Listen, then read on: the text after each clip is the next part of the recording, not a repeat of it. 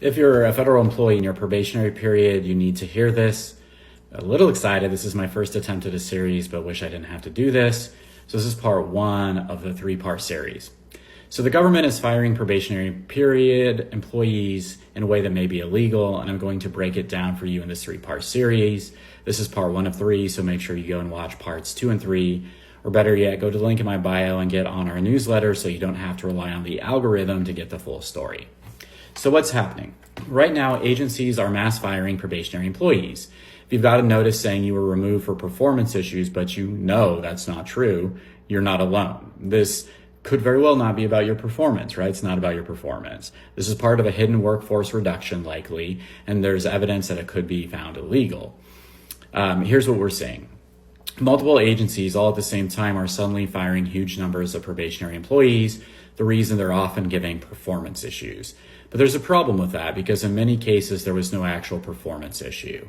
Some of these employees were even getting good reviews right before being fired or let go or laid off, whatever we want to call it. So why is this happening? It looks like the Office of Personnel Management, OPM, told agencies to start firing probationary employees instead of following the legal process for a reduction in force.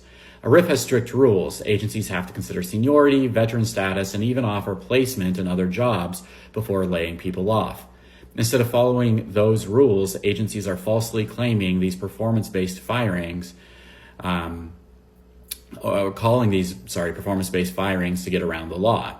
So federal courts and the Office of Special Counsel are already stepping in. A federal judge in California has issued a ruling questioning the legality of these mass terminations. The judge went as far as saying that OPM doesn't even have the authority to tell agencies to do this. On top of that, the Merit Systems Protection Board, or MSPB, has put a stop to some of these terminations, agreeing there's evidence these firings violate the law. Now, this is just part 1.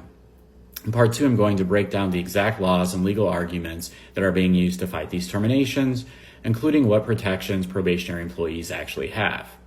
Now, don't wait for TikTok or social media to show it to you. Go to the link in my bio and sign up for our newsletter so you can get all 3 parts directly and keep up with the legal updates. It usually takes a day or 2 after these posts to get the email. And if you know someone who's been fired during this probation and thinks it was unfair, send them to this video. They need to hear this. And we'll see you in part 2. Thank you, everybody, and hope you have a good day.